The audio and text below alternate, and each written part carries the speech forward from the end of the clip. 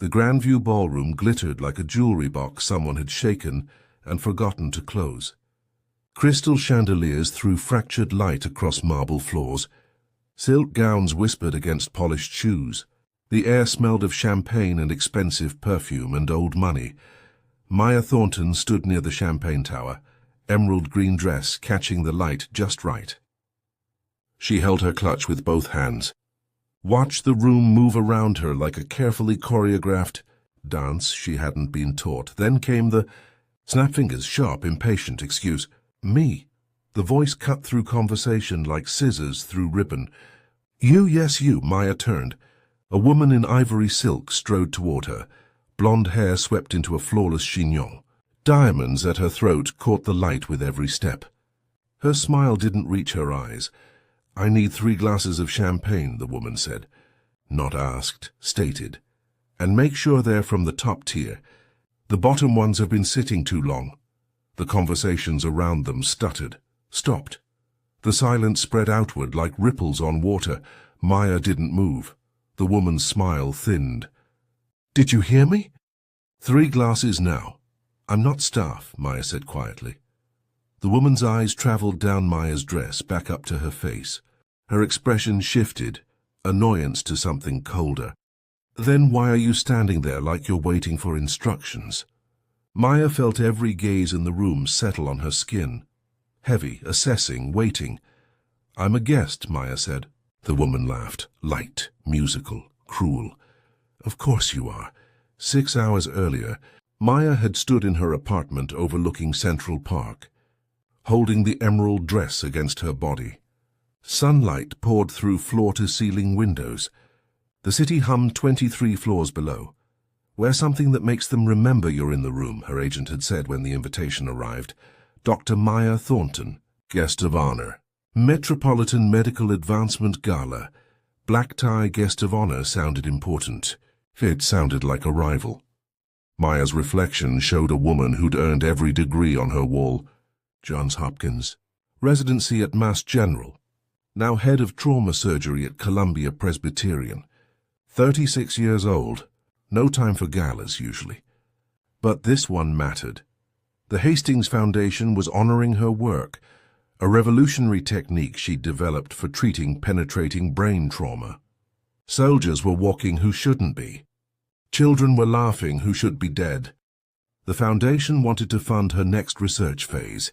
She slipped into the dress. The emerald fabric felt like confidence. Like armor, her phone buzzed. A text from her best friend Simone. You're going to kill it tonight. Make Graham proud.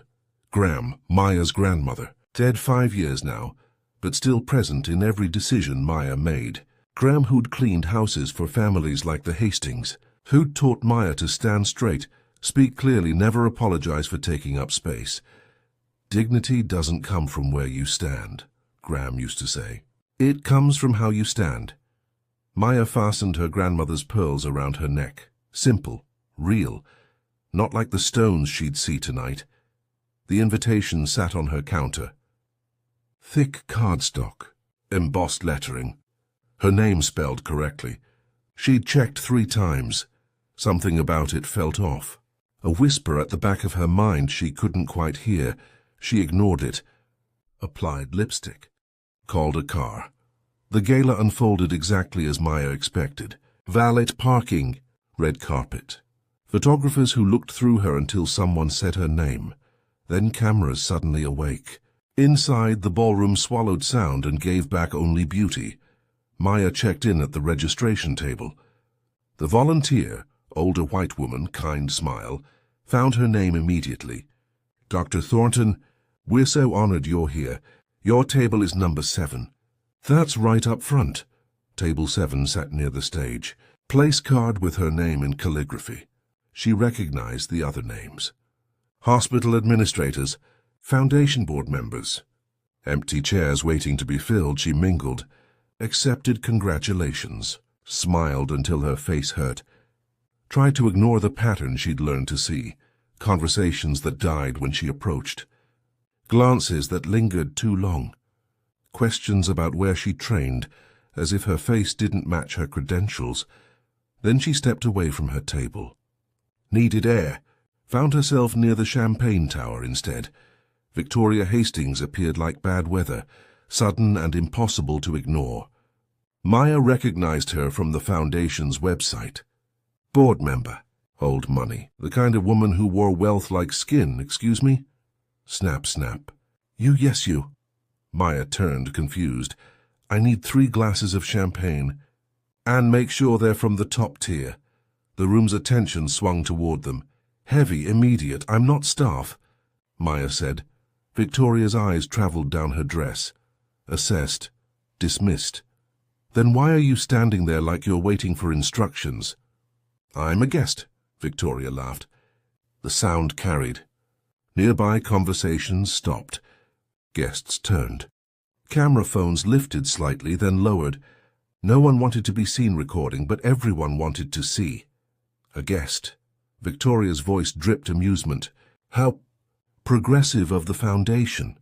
Maya's hands tightened on her clutch. She felt her grandmother's pearls against her collarbone. Felt every eye in the room. I'm being honored tonight, Maya said quietly. Dr. Maya Thornton, neurosurgeon. Victoria's expression flickered. Recognition, then something harder. Oh, the trauma surgeon. She emphasized trauma like it was a judgment. Oh, well, that's quite different from this. She gestured at the ballroom. I'm sure you'll feel more comfortable once we move to the medical portion of the evening. A younger woman in dusty rose appeared at Victoria's elbow. Same nose, same smile. Mother, they're about to start seating. Thank you, darling. Victoria glanced back at Maya. Enjoy your evening, Doctor. She walked away. Her daughter giggled. Whispered something. They didn't look back. Maya stood perfectly still. Around her, conversations resumed, louder than before. Eyes slid away from hers. No one said anything. Maya walked carefully toward the restroom. Her heels clicked against marble. Each step felt measured, contained. She would not run. The powder room was empty. Gold fixtures, soft lighting, classical music playing from hidden speakers. Maya gripped the counter edge.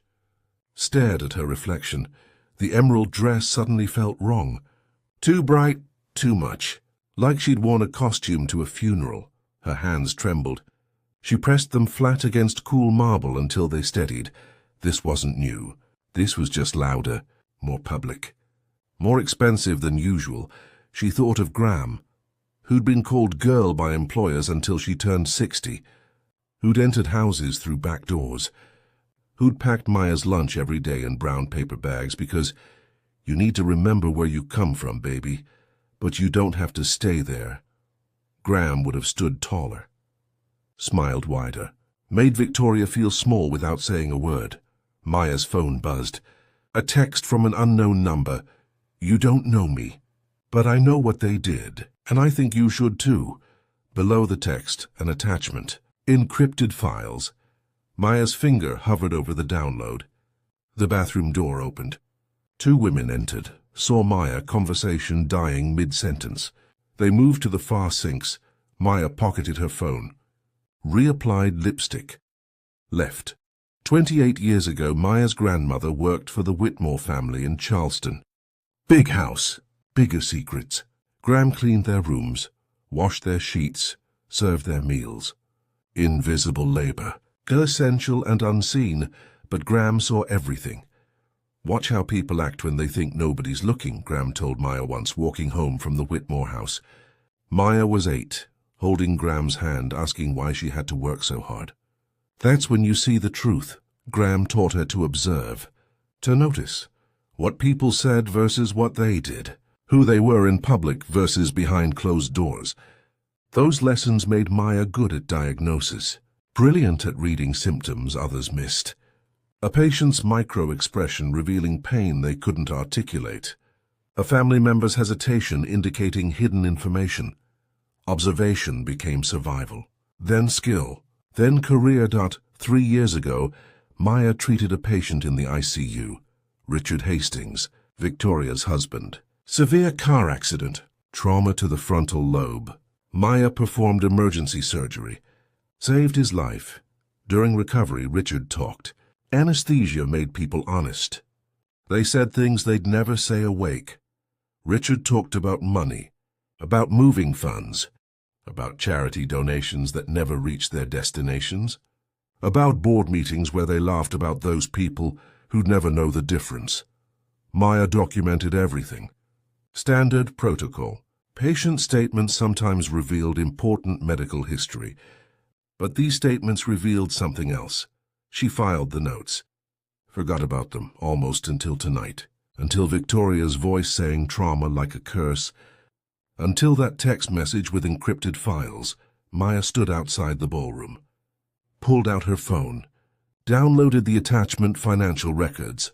The Hastings Foundation, years of embezzlement, millions diverted from medical charities serving underserved communities, money meant for clinics in the South Bronx, Southside Chicago, rural Mississippi, money that went to offshore accounts instead, and there Richard's medical records, including his post-anesthesia statements.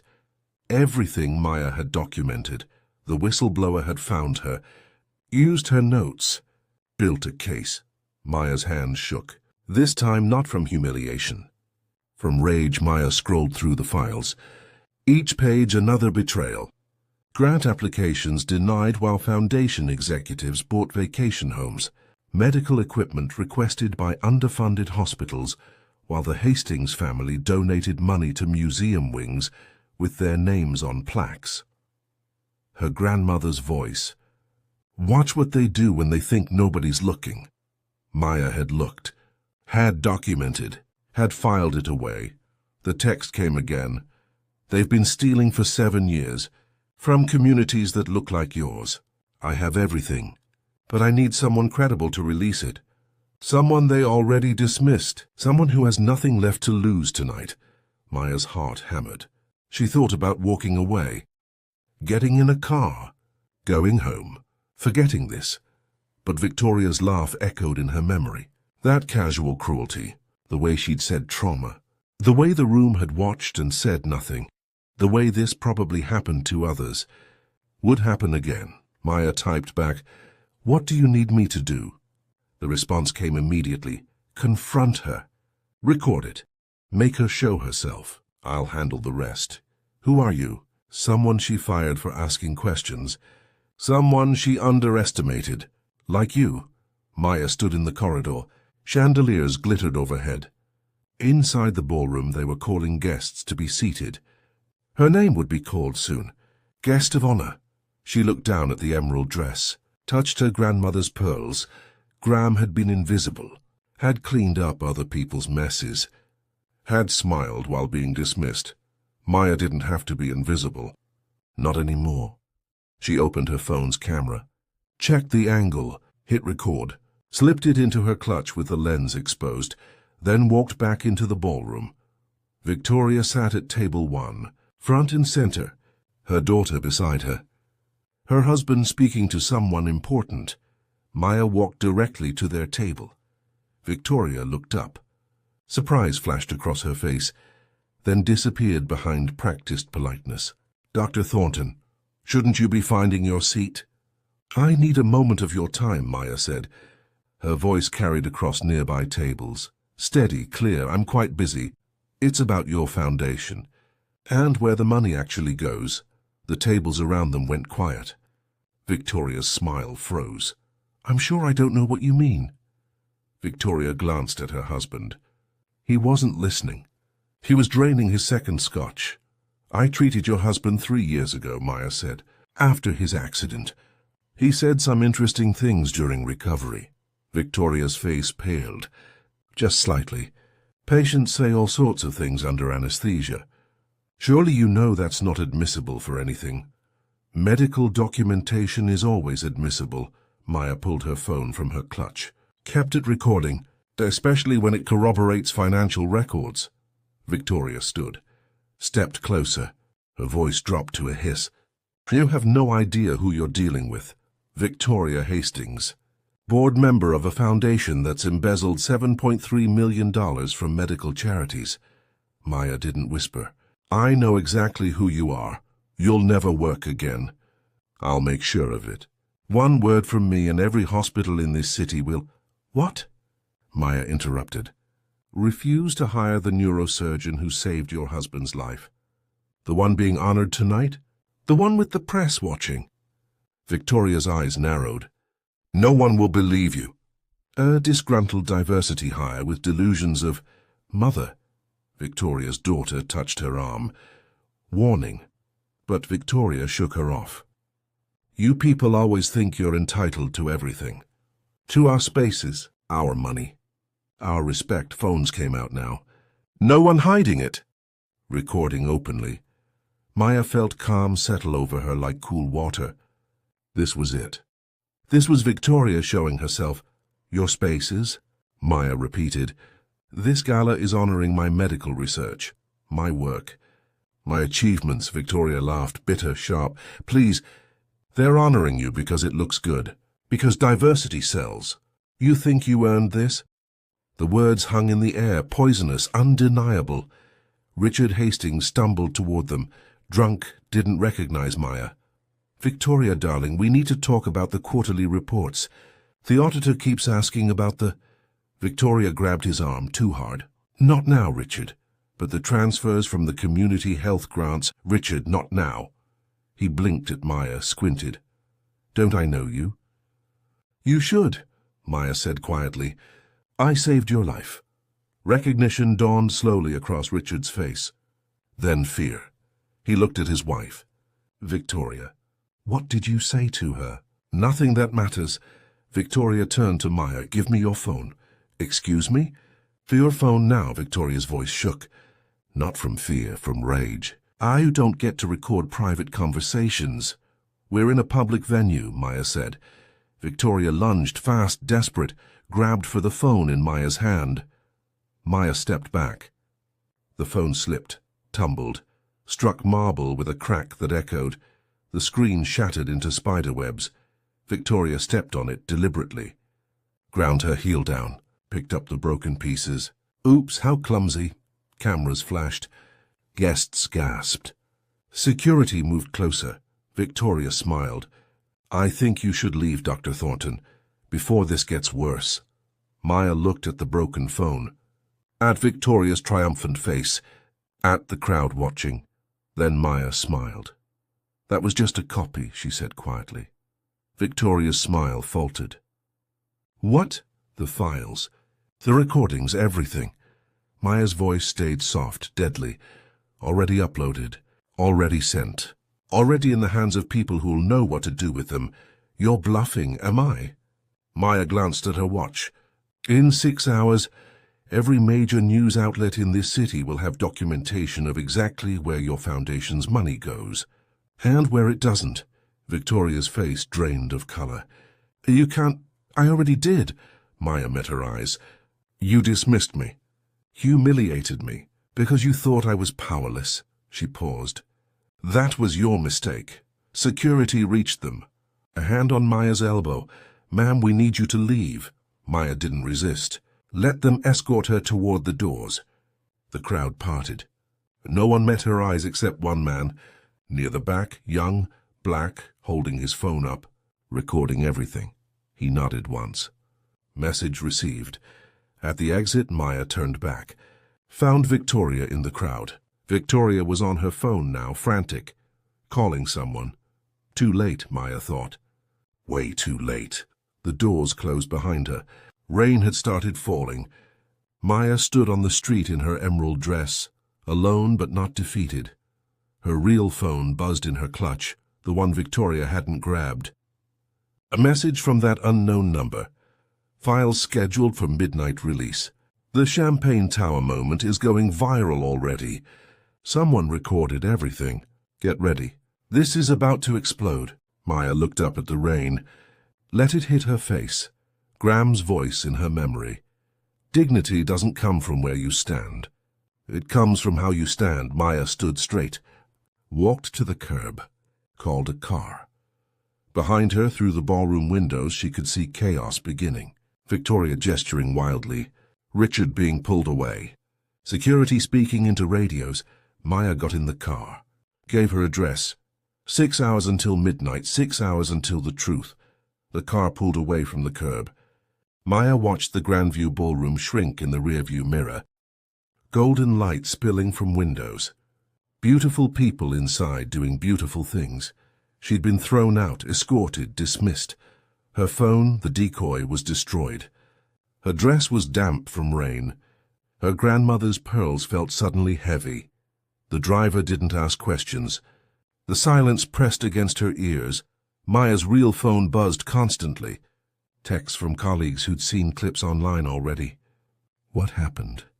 Are you okay? Did she really say that to you? Maya didn't answer. Couldn't find words yet. They drove through Manhattan, past restaurants where people laughed, past theaters with bright marquees, past lives that had nothing to do with hers. She thought about Graham, about all the times Graham had been dismissed, erased, treated like furniture that could fetch drinks. Graham never fought back. Couldn't, different time, different rules, but Graham had taught Maya to see, to document, to remember. Maybe that was fighting back too. Just slower, quieter. The car stopped at a red light. Maya caught her reflection in the window. The emerald dress looked darker now, wet, battle-worn. Her phone buzzed again. The unknown number. Files are locked in. Midnight release cannot be stopped. You did the hard part. Now we wait, Maya typed back. Did I do the right thing? The response came quickly. You did the only thing. She's been stealing from communities like ours for years.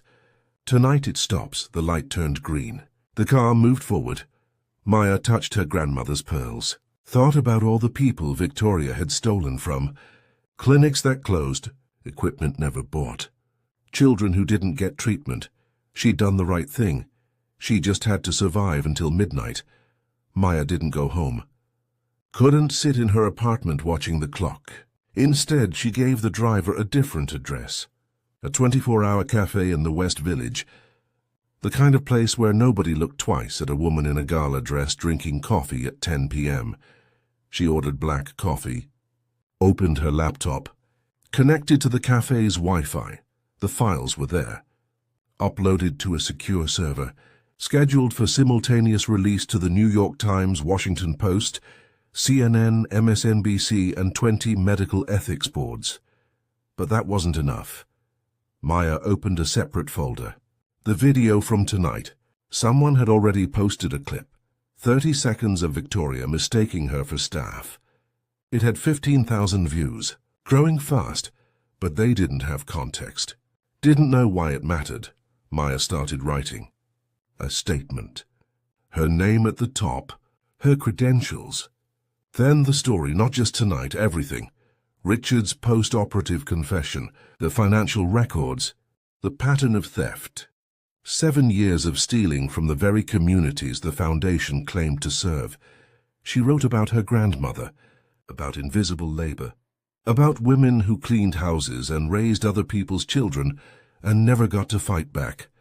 She wrote about systemic racism in philanthropy, about how institutions use diversity as performance while stealing from diverse communities behind closed doors. She wrote until her coffee went cold. Then she attached the video, the financial records, Richard's medical documentation with identifying information redacted. She scheduled it to post to her personal blog at midnight, linked her social media accounts, added hashtags that would trend.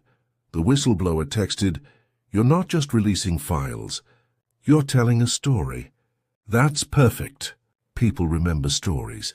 Maya checked the time. 11:15, 45 minutes. She ordered another coffee. Her hands shook slightly. From caffeine or nerves, she couldn't tell. A woman at the next table kept glancing at her. Finally spoke. "Excuse me, were you at the Hastings Gala tonight?" Maya froze. "Yes, I saw the video. Of that woman." The stranger's voice was angry. That was disgraceful. "Are you okay?" Maya nodded. "I will be." "Good." The woman returned to her laptop. But she'd seen, cared, said something that mattered. Maya refreshed her screen. The video was at 40,000 views now, growing exponentially. Comments poured in. Outrage, support. A few ugly remarks she didn't read. The internet was watching. At 11:30, her phone rang. Simone. Maya. What the hell happened? Maya told her everything, the humiliation, the files. The plan. Simone was quiet for a long moment. You're about to blow up her entire world. She stole from people who needed help. From kids, from communities already struggling. I know, Simone's voice was fierce. I'm just making sure you're ready. Once you do this, there's no taking it back. Maya looked at her screen. At the timer counting down. I'm ready. Okay, Simone exhaled. Then burn it down. Midnight struck, Maya hit refresh. The files went live simultaneously across every platform. News sites, social media, medical boards, simultaneously unstoppable. Within 5 minutes, her blog crashed from traffic. She'd expected that. Had mirrored it on 3 backup sites. Within 10 minutes, the hashtag Georgie Hastings Files was trending nationally. Within 15 minutes, news alerts lit up phones across the country. Maya watched it unfold in real time. A reckoning delivered digitally at the speed of light. The New York Times posted first. Prominent charity foundation under investigation for embezzlement. Below the headline, financial documentation. Bank transfers. Offshore accounts. $7 million diverted from medical charities serving underserved communities. CNN followed. Viral video reveals deeper pattern of discrimination and theft at elite foundation. They embedded the Champagne Tower video. Then the terrace confrontation someone had recorded through a window. Maya's statement posted to her blog. Within minutes it was screenshot and shared thousands of times. My name is Dr. Maya Thornton. Tonight I was humiliated at a charity gala by a woman who assumed my skin color determined my occupation. But that humiliation revealed something more sinister. The story spread, mutated, grew. Someone found old photos of Victoria at society events. Caption: While communities suffered, she wore diamonds. Someone else compiled a list of clinics that had applied for Hastings Foundation grants and been denied. Real programs, real people, denied while money went to offshore accounts. At 12:30 a.m., Maya's phone rang. Unknown number. She answered. Dr. Thornton. A woman's voice. Professional, urgent. This is Jennifer Kim from the U.S. Attorney's Office for the Southern District of New York. We need to speak with you immediately. Maya's heart hammered. About the Hastings Foundation? We've been building a case for 6 months. Your files just gave us everything we needed. Can you come in tomorrow morning? Yes. 9 a.m. Bring everything you have. A pause. And Dr. Thornton. Thank you. You just helped us take down one of the largest charity fraud schemes in New York history.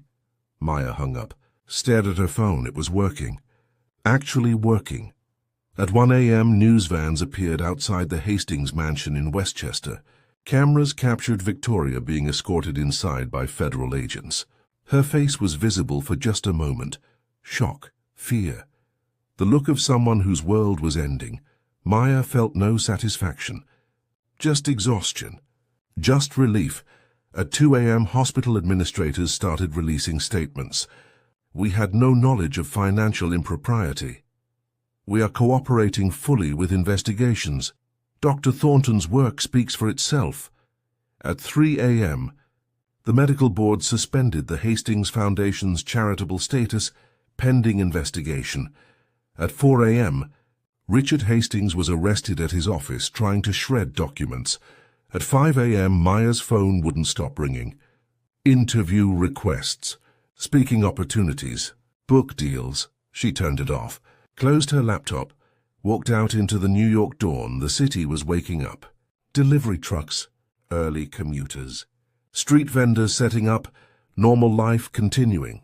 But something had shifted, something irrevocable. Maya caught a cab home, fell asleep in her clothes, still wearing the emerald dress, still wearing her grandmother's pearls. 3 weeks later, Maya stood in a different ballroom, smaller, less gilded, filled with people who actually did the work. Community health clinics, social workers, nurses, the invisible infrastructure that kept vulnerable communities alive. The Hastings Foundation had been dissolved, assets seized, $7.3 million in the process of being returned to the organizations originally meant to receive it. Victoria faced federal charges: wire fraud, tax evasion, conspiracy. Her trial date was set for next year. Richard had taken a plea deal, turned state's witness. His testimony was devastating.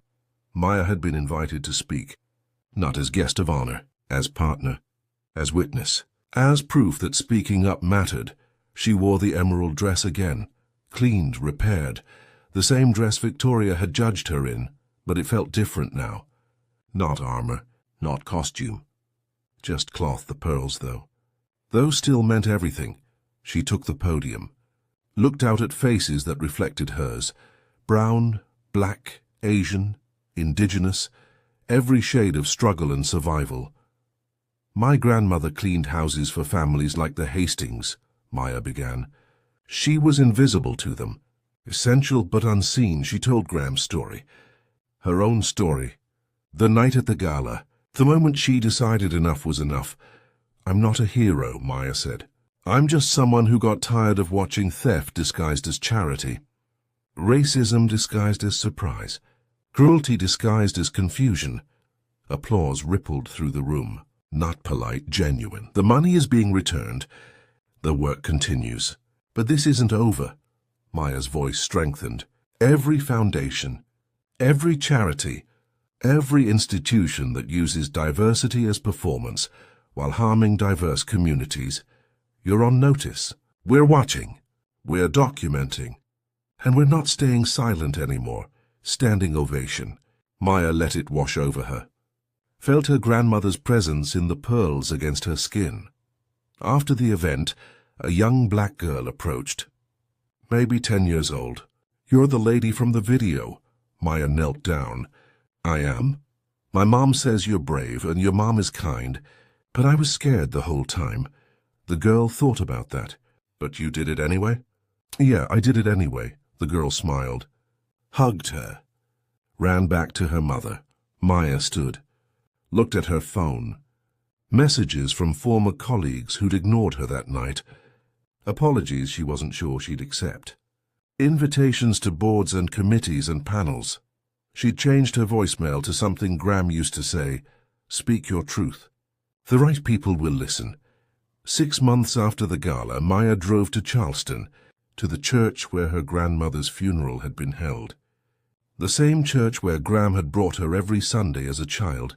She wore the emerald dress, brought the pearls, stood at the pulpit where she'd eulogized Graham 5 years ago. The church had invited her to speak to young women. Girls from the neighborhood. Girls whose grandmothers cleaned houses, whose mothers worked 2 jobs, who were brilliant and dismissed and tired of being invisible. Maya looked at their faces, saw herself, saw Graham. They'll try to make you invisible, she said. They'll mistake you for help. For decoration, for someone who doesn't belong in rooms where decisions get made. The girls watched her, listening. Stand visible anyway. Maya's voice carried to the back pews. Document everything. Trust your observations. Remember that dignity isn't given. It's claimed. She touched the pearls. My grandmother couldn't fight the way I fought. Different time, different rules, but she taught me to see, to notice, to remember. And when I finally spoke up, her lessons spoke through me. Maya smiled. You don't have to wait for permission to take up space. You don't have to be perfect to deserve respect. You just have to be yourself, fully, unapologetically visible. The girls nodded. Some cried. One raised her hand. What if we're scared? Be scared, Maya said simply. Be terrified. Shake the whole time, but speak anyway. After the talk, Maya stood outside the church. Humidity wrapped around her like Graham's hugs. Spanish moss hung from oak trees. The South hadn't changed much. But Maya had. Her phone buzzed. A message from the whistleblower. Identity finally revealed. A former Hastings Foundation employee named Latoya. Black woman. Single mother. Fired for asking questions. We did it, Latoya wrote. 7 million going back where it belongs. Clinics reopening. Kids getting treatment. "We did it," Maya typed back. "Graham would be proud." "Mine too," Maya pocketed her phone. Looked at the church. At the neighborhood, at the place where she'd learned to see, Victoria was facing trial. Her empire dismantled, her name synonymous with fraud. But the story wasn't about revenge. It was never about revenge. It was about justice, about visibility, about the invisible labor of black women finally being seen. Maya got in her car. The emerald dress caught the light through the windshield. The pearls rested against her collarbone. She thought about that night. The champagne tower, the humiliation, the choice, and she thought about Graham's voice. Dignity doesn't come from where you stand. It comes from how you stand. Maya had stood, and the world had watched. Now others would stand too. That was the real victory. Not Victoria's fall, but everyone else's rise. Maya started the engine, drove toward the highway. The South Carolina sun sinking behind her. The emerald dress wasn't a costume, wasn't armor. It was a reminder that when they try to make you invisible, you don't disappear, you roar.